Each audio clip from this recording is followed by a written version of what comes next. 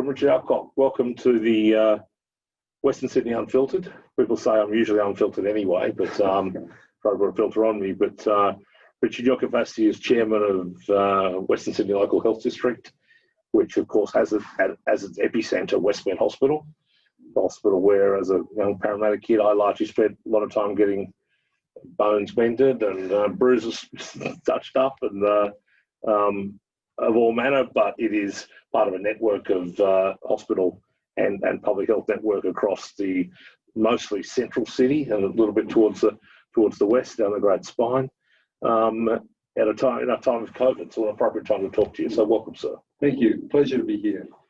Now, the Western Sydney Local Health District has over 1 million people in Western Sydney for which it's responsible, public health. You're known as managers of hospitals, but so much more outside the hospital world. The obvious question at the moment, we're in the middle of a pandemic, which every time we think we're beating around the world, it keeps coming back. How do you rate our response, Western Sydney's response in the process so far? I think we've been world leading in two respects, Chris. First is we've held the trust of the community, and the reason why we're doing so well is that people trust their leaders in government and their leaders in health, and we're all following the social distancing. We're much more aware of how infection is caused, and we've responded magnificently. And I think the other thing is that we were ready. So the State Infectious Diseases Unit was established at Westmead in 1992. The pandemic planning by the many infectious diseases and public health officials has been continuous for a long period of time, and obviously quietly in the background. And one of the most stressful things in those early days, the first patient came to Westmead in January, is would we be able to do what we'd practiced for decades? And the very large number of experts have done a magnificent job. You spoke about trust then. I think it's understated. I know one of the senior people in the state government said to me months ago, we've only got this far because I can't believe people trusted us like they've done. In a way, Australia has, the COVID experience in Australia has given trust back to government. And we've come together, it's been a unifying force. We've come together.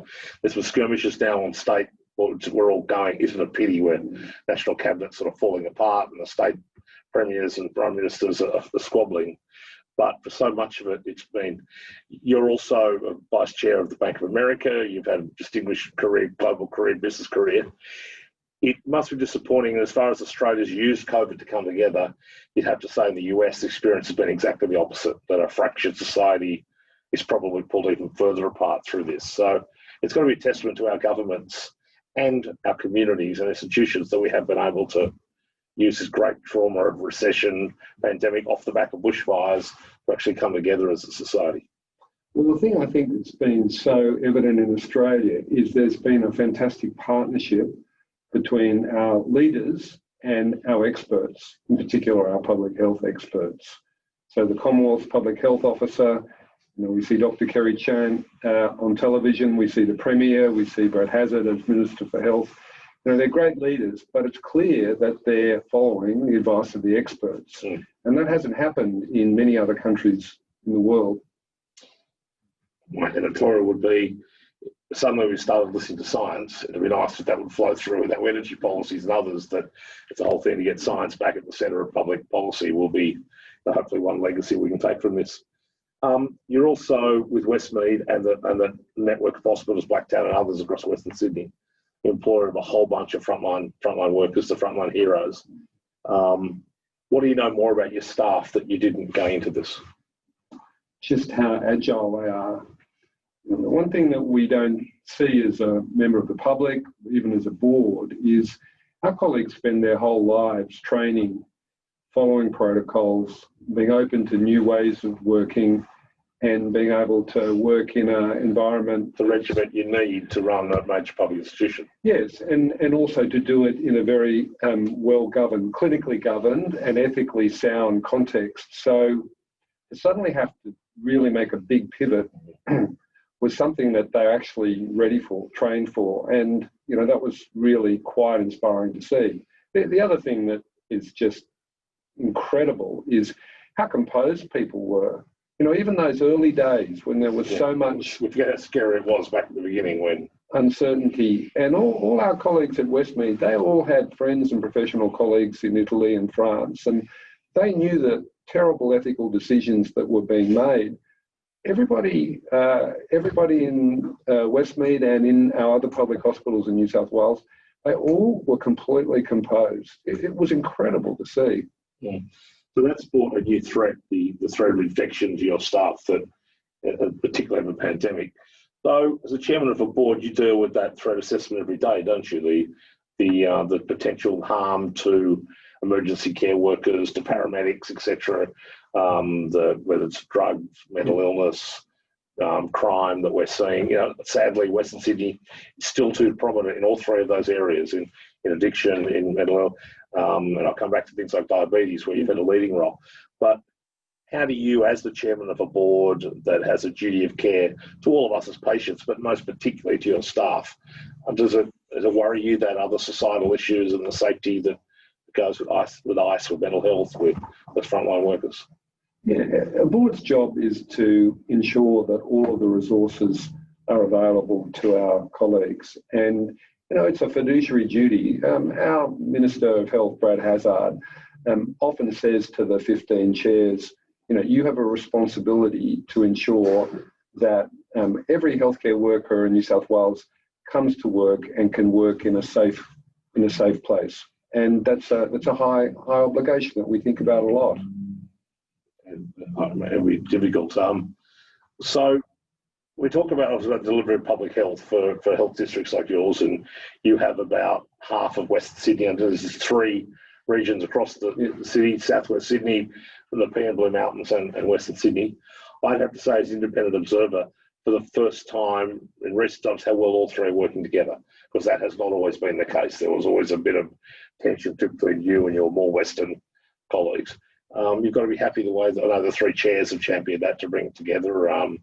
And is there more things you can do together, be it public health initiatives, how you coalesce around the new Aerotropolis area? Are you looking at ways the 3 districts can work more closely together? There are some really important initiatives. We cover about 2.5 million people. So, for instance, our chief executives across the 3 districts, only this week, their latest focus is on very targeted Aboriginal health initiatives. So we've got three chief executives, and they're responsible for delivering care over such a large number of people. They can really, really focus in and be very, very direct in the initiatives they pursue.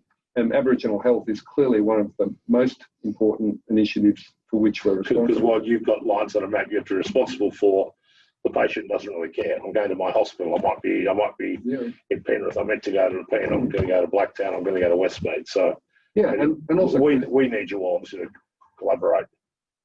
We're also very conscious that the expertise that we may need for a particular patient may actually be in southwestern Sydney or in the Blue Mountains and vice versa. So we very much work on an interdependent basis.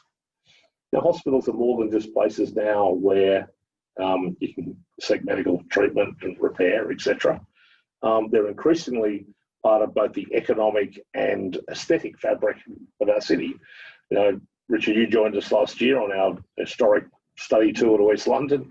I think you got probably part of the better tour of the Royal London. I got the sexual health clinic in the basement. Others got to get on the roof with the chopper and other things. But we saw what Royal London Hospital is at the very core of providing health to a community like ours. But they had no view about their role as an economic provider for the region. They didn't think about the hospital network as being part of urban renewal. In a way, we're ahead of that. Western Sydney looks possibly disproportionately to its hospitals as places of smart jobs of the future. The public art that Blacktown has now done, the beautiful design, that what could happen at Westmead, the new hospitals at Bankstown and Liverpool and Campbelltown and Nepean and Rouse Hill.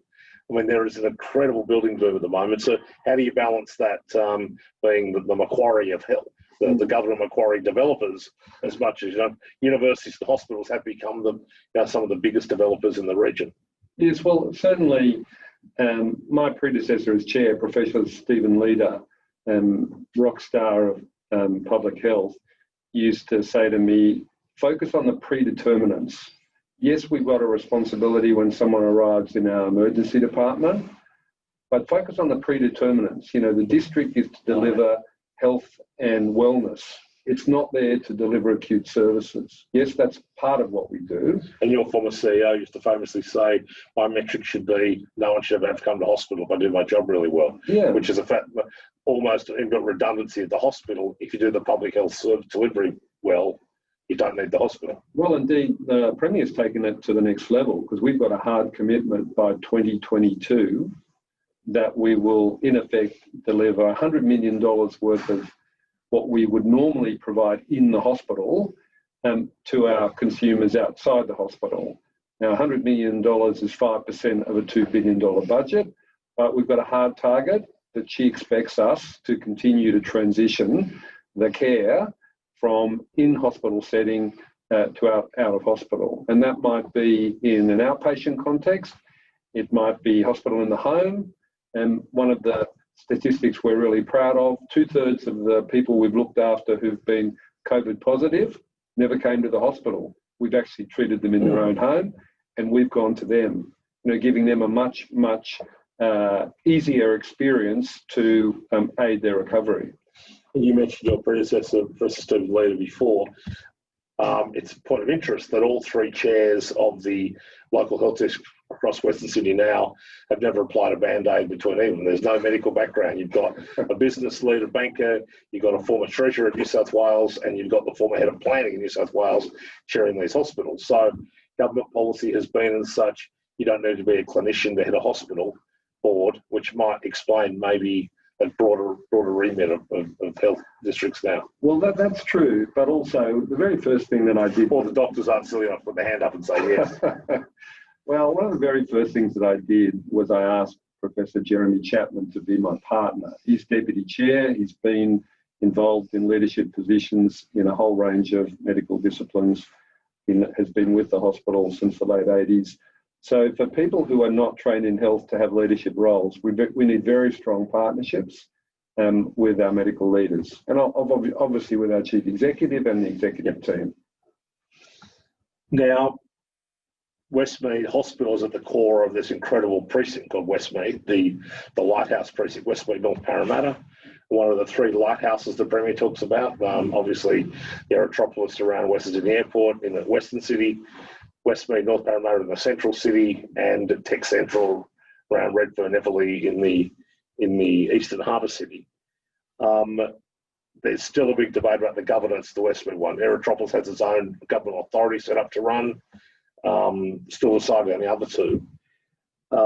There is some debate. What's your view of being intimately involved in it, of the ideal maintenance and management? Do we need investment curation? Does it need specific site governance? Does it need an authority to try and bring those disparate elements together to ensure the investment comes, the staff can be retained, the amenity can be delivered, and ultimately so those lighthouse precincts do provide the light to an economy and a society?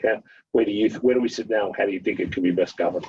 Well, the Westmead governance structure is actually just in its final stages, and I think it will become public in the next month or so. Treasury taking oversight at the moment. It's a partnership. So it's I think the model is fantastic, by the way.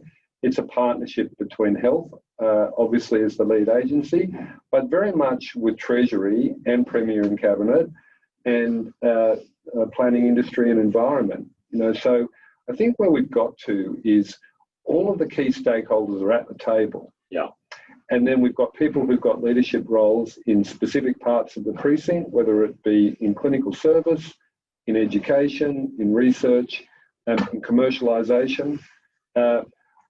Also at the table, but we are led by our government partners. Because as you say, Chris, not only do we have to deliver great outcomes in optimising the health investment that's been made, we've very much got a responsibility but like I said before, all of the social predeterminants of which education and employment are absolutely vital. So we have a jobs target. We've had a jobs target since David Thodey was Chairman of Jobs for New South Wales.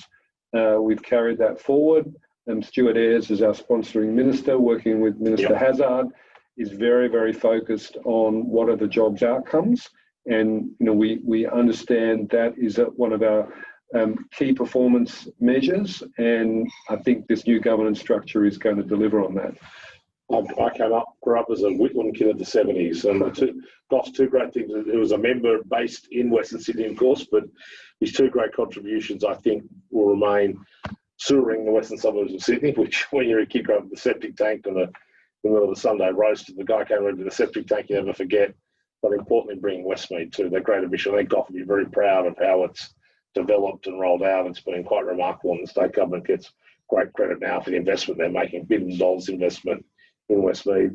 I know a little favourite of mine within the hub is the Children's Medical Research Institute, one of a number of institutes. Yes, there are 5 research institutes in the precinct. And there used to be more, so that's been a nice consolidation. There's a herding research institutes is fun, but they're a little bit rock star too, and we have great hope for what's happening with the researchers in children's medical research. I know, and my time at Western Sydney Uni, there's other institutes as well that both 2 universities have had base there. So you have great hope that out of that medical industry comes a brighter future and a relationship with Parramatta finally. Yes. So they've been neighbours and never spoke to each other for so long. So the light rail might allow for that. There are 1,500 researchers and PhD students across CMRI, the Westmead Institute for Medical Research, the Institute for Clinical Pathology and Medical Research, the Research and Education Network, and the Kids Research Institute. It is a phenomenal aggregation of second highest talent. collection of PhDs in Sydney. Yes. Is in Westmead. Yeah. And the nice thing about it is Jeremy Chapman talks about critical interdependency. We had to share, in very simple terms, when all of our research colleagues came together, they had to share.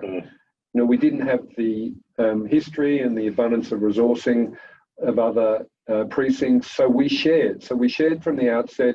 It was critical. We were interdependent, and that's really been the basis of the collaboration that we now enjoy. It's great.